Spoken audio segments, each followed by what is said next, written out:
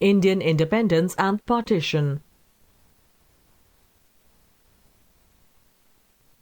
Events leading to the independence and partition.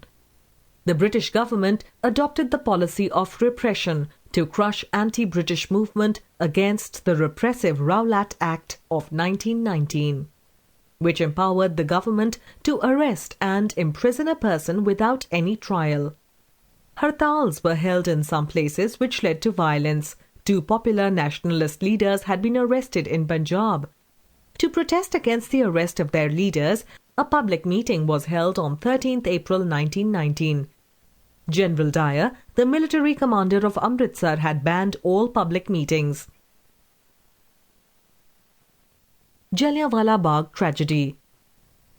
General Dyer surrounded the Bagh with his troops, blocked the only exit, and ordered the troops to open fire on the unarmed and peaceful gathering in the Bagh.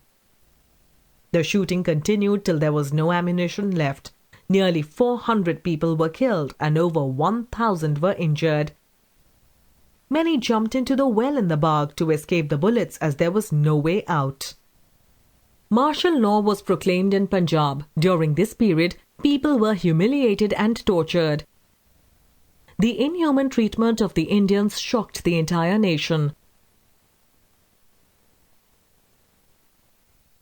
The Non-Cooperation Movement, 1920. After the Jallianwala Bagh massacre, Gandhiji lost all faith in the goodness of the British government and declared that it would be a sin to cooperate with the government. The Non-Cooperation Movement was launched by Gandhiji in 1920. The ultimate goal was to attain Swaraj by peaceful and legitimate means. The program of non-cooperation and the methods of resistance were as follows: boycott of foreign goods, boycott of government institutions, schools, colleges, law courts and legislatures, boycott of elections and government functions, renunciation of titles and honours awarded by the British, constructive programs like Swadeshi and Hindu-Muslim unity also became a part of the movement. Gandhiji stressed the importance of self-reliance and self-sufficiency. He popularized khadi among the people, including the upper classes. The charkha became the symbol of Swadeshi. National education was promoted. In 1922, a procession of peasants were fired upon by the police at Chaudi Chaura. People reacted violently and burnt down the police station. Gandhiji called off the movement. Lahore Session of the Congress, 1929. In December 1929, the Congress met in Lahore under the leadership of Jawaharlal Nehru. The Congress passed a resolution declaring Purna Swaraj or complete independence as its goal, and 26 January 1930 was fixed as the Independence Day. They also resolved to launch a civil disobedience movement under the leadership of Gandhiji. On 26 January 1930, Independence Day was celebrated all over the country. The newly adopted Indian tricolour was unfurled and people solemnly took the pledge of freedom. This continued every year till India finally became free in 1947. The Civil Disobedience Movement, 1930-34. The civil disobedience movement launched in 1930 was a form of non-cooperation. Its objective was to defy the government and pressurize it to give in to their demands. The movement was launched by Gandhiji in March 1930 with the Salt Satyagraha. He decided to start with the breaking of the unjust salt law because it affected everybody in the country. Indians had to pay salt tax and could not manufacture it as it was a government monopoly. The Salt Satyagraha started with a Dandi march.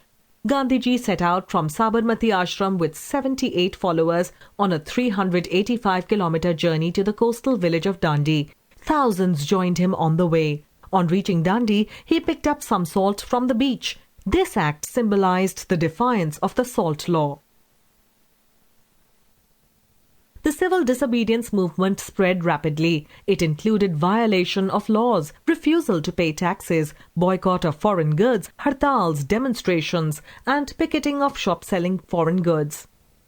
Women participated in large numbers in the movement. Sarojini Naidu was one of the leaders of the movement. The government repressed the movement with force and brutality. Gandhiji, Nehru, and all the other important leaders were arrested. The political activity in India became increasingly intense after 1935. The Quit India Movement. On 8 August 1942, Gandhiji declared that they would free India or die in the attempt. He gave the do or die mantra. The Congress passed the Quit India resolution. On 9 August, important nationalist leaders were arrested. The Congress was banned. The news of these arrests, even before the movement began, shocked the nation. Leaderless and without any guidelines, the movement turned violent in parts. The government came down heavily on the people and crushed the movement in a short time. The upsurge of 1942 was the last great mass challenge to British authority. It demonstrated how much the masses were willing to suffer to gain freedom.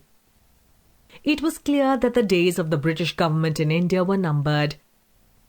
Nationalist activity, however, surfaced outside India's borders under the leadership of Subhash Chandra Bose, who believed that the British would have to be driven out by the use of armed force.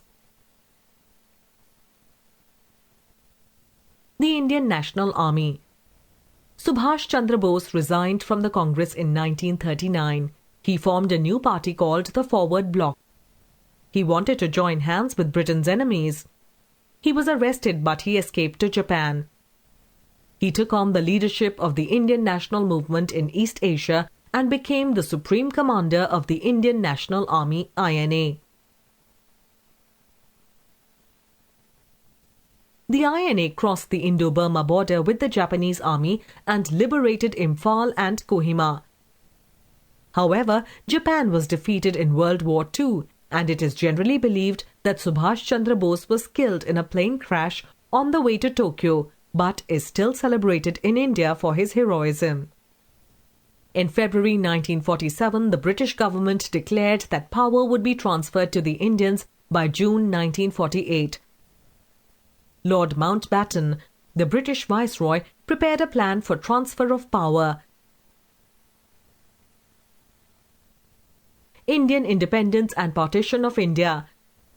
Lord Mountbatten announced that British India would be divided into two independent nations, India and Pakistan. The Northwest Frontier Province, Sindh, Baluchistan, West Punjab, and East Bengal separated from the rest of India to form a new country called Pakistan. British rule in India finally came to an end on 15 August 1947. The Indians celebrated their independence, but it was marred by communal violence during the partition. Millions of people had to migrate, Muslims from India to Pakistan and Hindus from Pakistan. On 30th January 1948, Gandhiji was assassinated. The Constitution of India was enacted and adopted on 26 November 1949. It was introduced on 26 January 1950. On that day, the Indian Dominion was transformed into a sovereign democratic republic.